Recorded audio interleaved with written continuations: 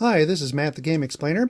Today I'm going to be showing you Seth Jaffe's Crusaders, Thy Will Be Done. It is published by Tasty Minstrel Games. This is a game for 2 to 4 players and takes roughly 45 to 60 minutes to play. Now, in this game, thematically, each player represents a crusading order of knights back in the dark and Middle Age time frame. Players are going to start with their knight figure over in Western Europe here, and then throughout the course of the game, you're going to be taking actions from this rondel or action wheel that will help you to move your knights across the board, to do battle with enemies, to build buildings, and in general spread your influence throughout the land. So that's generally what's going on here. You're really just trying to spread your order's influence and try to do it more effectively than the other players. So victory in this game is represented by these numeric tokens over here. These are called influence tokens or influence points. And let me show you what those look like. So the game comes with 3 denominations of influence tokens, 1s, 5s, and 10s. What I'm going to be showing you today, this is the deluxeified version of the game from Kickstarter. Some of the components are different than the retail edition, but the gameplay is exactly the same. So in the retail edition, instead of these metal tokens, you'll have cardboard ones. And then instead of having an option to use plastic buildings for the players, in the retail edition, they're the wooden buildings that I'll also show you. But for the most part, that's the main difference. Just metal coins, plastic buildings, as well as wooden ones in the deluxeified version. And just a few other cosmetic things. Okay, so as I mentioned, there is a rondel or an action wheel that is the heart of how this game works. Each player has their own player board, so they're going to have their own rondel that they manage throughout the game. Each player also has 16 buildings in 4 different rows, 4 different types here. Castles, churches, farms, and banks that players can build out onto the board throughout the game. Again, kind of representing spreading your influence. Each player also has a row of 5 soldier tiles at the top of their board. They start face down at the start of the game, and players can take actions to turn those tokens face up, basically representing recruiting more soldiers to your cause and making your crusade action against the enemy tokens more effective. All right. Now, as I mentioned, there are enemy tokens in the game. A lot of what's in this game is very abstracted, right? So it's not meant to be like a incredibly historically accurate game with a lot of, specific details around, the Holy Crusades to the Holy Land. It's not about that. It's more of a generalized game about different crusading orders, during the Dark and Middle Ages. In general, just, kind of going about doing their thing. So the 3 different enemy factions that are in the game or represented in the game are the Saracens, which are at the top here, and there's those 2 bonus victory point tiles that players can earn at the end of the game. So the Saracens are the brown, round tokens on the board. Then you have gray tokens that represent the Prussians, and the kind of gold-colored ones or tan-colored tokens represent the Slavs. Let me show you an example of each of those. Okay, let me get these up here by the camera. Okay, so like I said, you got the Prussians, the Slavs, and the Saracens. And the game comes with a whole bunch of these different tokens. On the back side of the Saracens are these like building icons, which I'll explain what those, how those work in a minute. But on the back side of these, they're just blank. You do have to apply the stickers to these tokens when you first get the game. So what you do to set up the game is you're going to take all of these enemy tokens. If you have the deluxe version of the game, it comes with a couple of cloth draw bags. So you just draw the tokens out of a bag. If you have the retail edition, you simply, kind of randomize them on the table, and then you can place one of the round tokens, enemy tokens, into each space that has the round token with the flag symbol on it, like this. So those are all the spaces where you would put an enemy token, and you seed them randomly on the board at the start of the game. So each time you play the game, the board is going to be laid out quite a bit differently in terms of where the enemies are located, how they're grouped together, and especially for the Saracen tokens, excuse me, the ones that have the building icons on them. Obviously, those building icons will be face up and will be spread around the board based on where you put the Saracen tokens. So you put out those tokens, and then you're also going to put out a whole nother set of tokens on the board called building bonus tokens. Let me show you what those look like.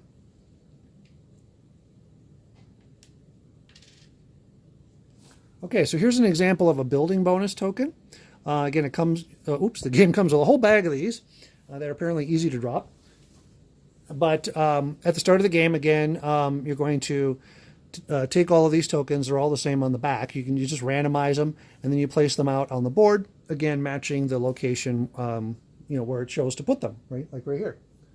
There's a border on the space for those tokens. So some spaces won't have any tokens for building bonuses. Some will have one, and over on the right side of the board, some of them actually have two. So between the building bonus tokens and the enemy tokens, there's going to be a huge amount of variety in terms of how the board is set up at the start of the game. So once you've done that, also you're going to put one token for the Slavs and the Prussians out on this numeric track on the right side of the board. That tracks the defensive strength of the Prussians and the Slavs.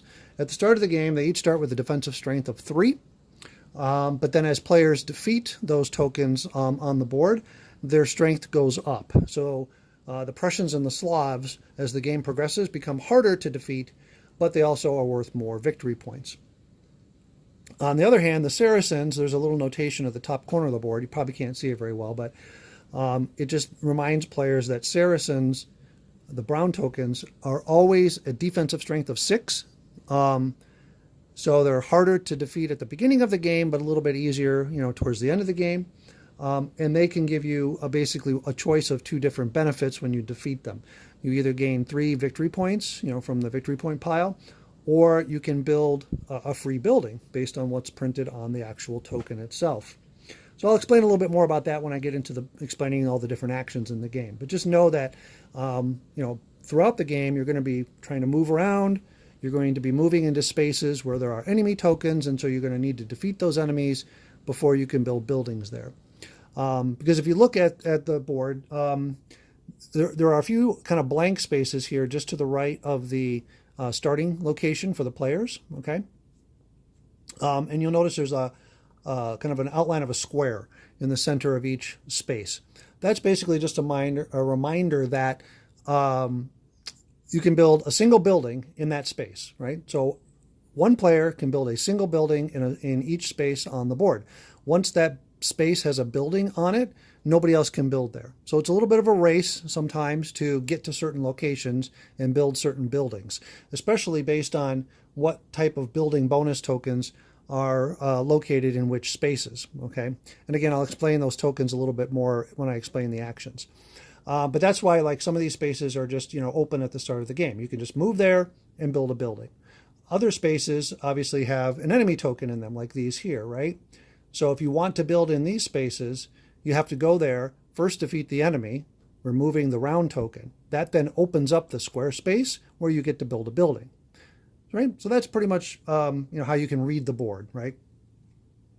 So a big part of this game is, once the board has been set up with all of its tokens, you want to kind of take a little bit of time, look at how the board is laid out, try to decide where, what portion of the board do you want to move towards, first, based on what enemies you want to try to defeat, what bonuses you want to try and take advantage of, and so on. And the game will evolve from there. Now, in terms of how you take your turns, turns in this game are super quick. In fact, each round of the game, which is going around the table clockwise, goes so fast sometimes that it comes back to a player's turn before they even realize it. That's how fast this game plays. It's really, really slick. Because on your turn, you're going to do one of 2 things. All right, you're either going to activate one of the action wedges on your rondel, taking that action, right? And when you do so, you'll then move all of the action tokens from that wedge, and you'll distribute them clockwise around the rondel, putting 1 token on each wedge as you go. That's it, right? So you pick a wedge, take the action, distribute your tokens, and you're done. That's what you're going to do most turns on during the game. However, there will be some times when you want to upgrade your action wedges, right? And I'll show you that in just a moment. But each of these wedges at the start of the game, depending on which order you play, you might get some variation in your setup. But for the basic setup, each of these wedges starts with a single action available on it, okay? Once you upgrade a wedge, though, you're going to take that wedge and you're going to flip it over, which then will reveal a second action that you could take when you activate that wedge. All right, so I'll show that in a minute. But once you start upgrading wedges in this game, it really opens up the flexibility and the different strategic options that you can do in terms of how you sequence your actions, how you manage your rondel, so that you make sure to have enough tokens on the right wedges at the right time in order to be as effective as you want to be in the game. Okay, so that's your choice on your turn. You're either activating an action wedge or you're upgrading an action wedge. That's it. So let me, let's see, is there anything else on the table here I really need to explain? So like I said, each player will play a certain order of knights. You're going to be dealt 2 of these order cards at the start of the game, and you get to pick which of the 2 you want to be for that game.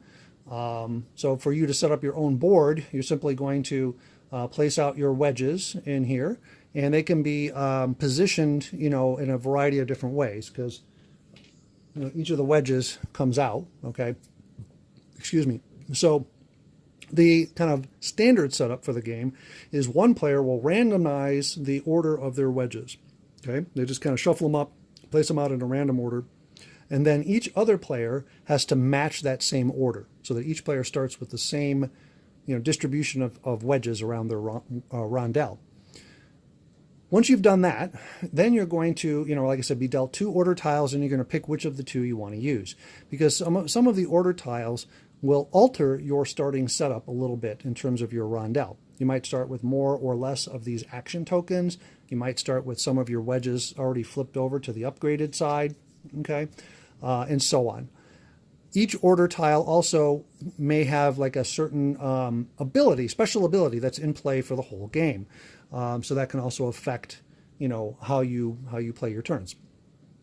So once everybody's done that, right, they've got their wedges all arranged the same as everybody else, and they've picked their order tile. You put your 16 buildings out here in your player board. You put your 5 face down soldier tokens, and then everybody's ready to go. Now, the game will just continue going around clockwise, around and around and around the table, until the entire pool of influence point tokens has been claimed by the players. Okay, and the number of influence that you're going to have in this common pool at the start of the game will be based on the number of players. By the way, there is a backside to the main board when you're playing with 2 players. This side of the board is for playing with 3 or 4 players. They just kind of tighten the map up a little bit when you're playing with 2. Okay, so basically you'll put out a certain number of influence points here, again based on the number of players. Everybody will get their board set up, and then you're off and running. And everybody just keeps taking turns in clockwise order until this pool of influence points has been depleted. You'll finish the round so that each player has the same number of turns. There'll be some endgame scoring, which will be primarily based around who has collected the most enemy tokens of each type, each of the 3 types, and you award first and second place bonus points based on who's collected the most and second most of those enemy tokens. You can also get some bonus points based on some of these buildings. If you've built like the rightmost buildings in any of these rows, they can afford you some bonus points at the end of the game. And then whoever has the most influence points at the end is the winner. Okay, so that's pretty much the flow of the game. Now let me show you some closer examples, and I'll explain how the different actions work. Okay, so like I said, everybody gets to pick between 2 randomly dealt out order tiles at the start of the game. So let me show you some examples of those and how those can affect your strategy. So this is like the Order of Santiago. Up here it says you get to upgrade 1 action wedge of your choice during setup. Okay, so as you can see, it shows down here, one of your action wedges will get flipped over or upgraded, and you get to pick which one you want. And then it tells you how many action tokens that you get to have on your rondel at the start of the game. And the basic distribution is you're going to always start with 2 tokens on each of your wedges, unless your order tile tells you otherwise. And then the special ability during the game for this one is when distributing action tokens, you may begin with the original wedge. Right? So what happens when you take your turn and you activate one of your wedges? Like I said, you activate the wedge, which means taking the action that's on the wedge. And then once the action is complete, you then take all of the action tokens from that wedge and you distribute them clockwise around the rondelle, putting 1 token on each wedge. Right? That's the normal process. But this guy, he can kind of break that rule. Once per turn, he can, if he wants, instead of starting with the wedge, clockwise from the one that he activated, he can instead start distributing the tokens with the wedge that he activated. So again, you might look at that and say, well, that's not that big of a deal. That's just a little thing. But actually, a big part of this game is trying to get the right number of action tokens onto the right action wedges at the right time so that you can sequence your actions based on what you're trying to accomplish on the board. That's a huge part of the game, right? But to be really effective, you have to manage your rondelle and your token distribution very carefully. So having an ability like this to be able to, sometimes distribute them further around and sometimes start with the main tile and only distribute so far, that could be a huge benefit depending on, what actions you want to take down the road. So that's an example of one of them. Another one here, St. Lazarus. He seems, very powerful to new players, but I think they're all pretty balanced. This guy, he only starts with 11 tokens instead of 12, but he does get to start with 3 out of his 6 wedges already upgraded. So again, you get to choose which 3 you want, and you flip them over, and you start with more upgraded wedges than any other player. So that can be pretty nice. It gives you a lot of flexibility. This guy here is a little different. The Order of Montesa. He basically gets to start with the normal 12, action tokens, but during setup, he gets to place a Black Knight token on the board in addition to his regular player knight. So he starts actually with 2 knight figures on the board instead of 1. He also gets +1 to his travel action. So every time he takes the travel action, it's actually, one point more powerful than normal. So what does that do for him? Well, that gives him a little more flexibility. He can kind of send knights off in 2 different directions at the start of the game, positioning himself to do different things in different places. So it just kind of, opens up more flexibility and more options for that player at the start of the game. Plus, like I said, they have a little bit of extra travel movement whenever they do the travel action. So those are just 3 examples of the 10 order tiles that come with the game. So those definitely add a lot of variety in terms of your setup, as well as your strategy that you can take throughout the game. Okay, so let me explain a little more kind of how the actions work when it's your turn, right? So you're going to activate one of your wedges, typically, right, taking an action. Let me show you an example of one of the wedges. Okay, so this is one of the 2 travel wedges that each player will have on their rondelle. And so up here it tells you what action you can take when you activate this wedge. And the strength of the action is going to be based on the number of these action tokens that are on the wedge when you activate it. All right. So that's, again, the whole management of these tokens, making sure these tokens are on the right wedges in the right quantity when you want to trigger that action. So the action has enough strength for it to be effective. Now, what does that mean? So, for example, for the travel action, traveling is simply moving your knight figure around on the board. And it normally costs 1 point of movement to move, to an adjacent space. But if you're moving your knight figure out of a space that contains an enemy token, then it requires 2 points of movement to move out of that enemy-controlled space. Okay, so it's basically when you do the travel action, you're going to have a certain number of points, travel points to spend to move your knight figure or figures, if you have multiple, around on the board. All right, so that's what you do. So if I wanted to move, activate that travel wedge for the green player, it's got 2 tokens on it at the start of the game, so he can move, in this case, up to 2 spaces. Let's say he just wants to move 1 space. So I'll go ahead and move him here. Okay. So even though he only moved 1 space, Now that I'm done with my action, I still have to distribute all of the tokens from the travel wedge clockwise around the rondel, putting one token in each clockwise space. However, this player is playing the Knights Templar, right? Which probably everybody's heard of. This guy's special ability during the game is when he's distributing the tokens around after taking an action, he can choose to place 2 tokens on a single wedge as he goes through his distribution process, okay? So in this case, I would actually have 2 options for distributing my tokens. I could use the normal process, which would place one here and one here, right? Or, because I'm distributing 2 tokens, I could place them both on the first wedge clockwise, okay? Like that. So that's, I would do that if I want that particular action on that wedge to be more powerful, right? Then I want to build up the tokens on it. Otherwise, I would just distribute them normally around, right? So let's say he went ahead and did the normal distribution. That's an example of taking your turn. You simply pick a wedge, take the action, and distribute your tokens. It's that fast. But now, as you can see, that travel wedge has no tokens on it. So I cannot activate that wedge right now. The only way you can activate a wedge is if it has at least 1 token on it. All right. So obviously, in order for me to take the travel action from that wedge, I'm going to have to do other actions to move my tokens around the rondel and start building up more tokens on it. So you can see how you can kind of look at your rondel, look at what actions you want to take, and really start to plan ahead. Okay, so that's the travel action. That's the only action from the rondel that isn't going to earn you any influence points. All right. All other actions that you can take will earn you some level of influence points. And influence points, again, are the victory points in the game. So let me go ahead and go through those other actions and kind of explain how those work.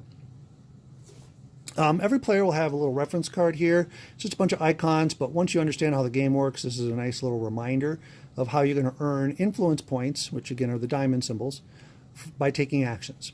All right, so this is the build action. This is how you're going to build these buildings, right? This is the influence action, which is simply gaining victory points. That's straight up what it is. This is the muster action. The muster action is how you're going to unlock these soldier tokens at the top of your board in order to add strength to the last action, which is crusade. Okay, so the crusade action is obviously the one where you're going to be crusading against the enemy tokens, defeating them and claiming the tokens to not only open up those board spaces to then build buildings, but also to try to have majority or second majority in a particular type of token at the end of the game in order to score bonus points. So let me show you how that works. For example, for the Slavs, right? Whichever player has the most Slav tokens, has defeated the most Slavs by the end of the game, they're going to gain a bonus 5 points. And then whoever's got the second highest number of Slav tokens will have 2 points. If there's a tie for first place, those tied players will score 3 bonus points. And there won't be any second place points awarded. But if there's a solo first player but a tie for second, then all the tied second place players will gain a bonus point. All right, so it's the same for the Prussians and it's the same for the Saracens. So again, there's just some ways to get some bonus points at the end of the game based on the number and type of enemies that you defeated throughout the game. Okay, so let me explain how the other actions work in the game. I'm going to go ahead and explain the crusade action, okay? Because you'll probably be doing a decent amount of crusading during the game because, a lot of the spaces as you get further to the east here have enemy tokens in them. So if you want to build buildings there, you need to defeat the enemies first. Now, as I said at the start of the video, there's 3 enemies, and 2 of those enemies, the Prussians and the Slavs, start at a defensive strength of 3. And the Saracens, the brown ones, always have a defensive strength of 6. So as you can imagine, when you want to take the crusade action on your rondel, and that would be this starting tile here, right? It shows the crusade action. You have to have enough action tokens on this wedge to either equal or exceed the defensive strength of the enemy that you're trying to defeat, right? So let's say, for example, the green player was down here in this space with a gray Prussian enemy token. And if nobody else had defeated the Prussians up to this point, then they would still have a defensive strength of 3. So, because my first action, I was able to distribute, tokens clockwise, and I was able to get a third token over here onto my Crusade wedge. I can now, if I'm in the space with an enemy of strength 3, I can go ahead and take this Crusade action because it has 3 tokens on it. That would give me a Crusade action of strength 3. I could defeat an enemy of strength 3. And so what I would do if I take that action, right, I would distribute these tokens clockwise, like normal, and then I would take the enemy token from the board. Okay, so I now have a gray, Prussian token, and I just put it by my player board over there. Okay, this is all public information. All players will know how many tokens of each enemy everybody's collected throughout the game. Now that, and I would also gain 3 victory points because I defeated an enemy of strength 3. Then the enemy's strength advances on the track. Okay, so now anytime somebody wants to go defeat a Prussian gray token, they have to do a Crusade action of at least 4. So there's some amount of interactivity between players based on who's getting ready to fight, which enemies. If you defeat an enemy first, you make that enemy stronger. But you also make that enemy worth more victory points. So that's that part of the game. Now, another way to make your Crusade actions more effective is by unlocking your soldier tokens up here. Okay, and you have to unlock them left to right. Each soldier token will tell you how many, you do the muster action to unlock them. And it tells you what strength of muster action you have to have. In this case, a muster action of strength 3 to unlock your first soldier. You're going to gain 1 influence point for that. And then you flip it over, and it gives you +1 now to your Crusade actions for the rest of the game. Okay, so that's the muster action. The building action. Sorry, let me do influence first. The influence action, as I mentioned before, when you trigger that wedge, you're simply going to gain influence points, victory points, straight up, equal to the number of tokens that you have on the wedge when you trigger it, plus any potential bonuses that you might be owed from your buildings. So let's go ahead and explain the building action last. I'm going to grab the player board and show it to you a lot closer. Okay, so this is the kind of right-hand side of the player board. And like I said, there's 4 rows of buildings. Each row must be built left to right. And so when you want to trigger the build action, or the build wedge, on there, then what happens is you will have a certain number of action tokens on there, representing the strength of your build action. So if you want to build a level 1 building, they all require a build action of strength 3 in order to build that building. So if I want to build my first bank, first of all, I have to be in a space that's empty of enemies and ready for building. And then I could take the build action and go ahead and build my bank. Now, below each space, it tells you what bonus you're going to have for the rest of the game once you've built that building. And it shows you the icon. So in this case, building a bank gives me +1 to all future build actions. So it's going to make my build actions more effective for the rest of the game. So I simply take the bank, I put it in my space, and now no one else can build there. It's just my bank. That's it. Okay? And I said you have to build each row left to right. And as you build them, you unlock more bonuses. So these bonuses are additive, right? So if I have the first 3 banks built, now I have a +3 to my build actions, and I also have a +1 to my influence actions, earning me extra points. And finally, if you unlock a level 4 building, that's going to unlock a potential endgame bonus scoring opportunity. In this case, I would gain 4 bonus points at the end of the game for each of these 4 level 4 buildings that I was able to build. But remember, you have to build left to right. So you're not going to build all 16 buildings in a single game. Probably never going to happen. So you kind of have to pick and choose, what buildings you want to build, what rows you want to max out, and what bonuses you want to try to trigger. But that's pretty much the build action. You just pick one of these building types, make sure you have enough tokens on your build wedge when you do it to build the, to pay the cost.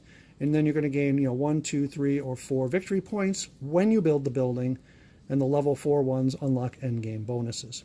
Now the castles up here, they also unlock additional knight tokens, the first castle and third castle, giving you additional knight figures that you can move independently on the board, giving you access to more locations and being able to set yourself up for more options.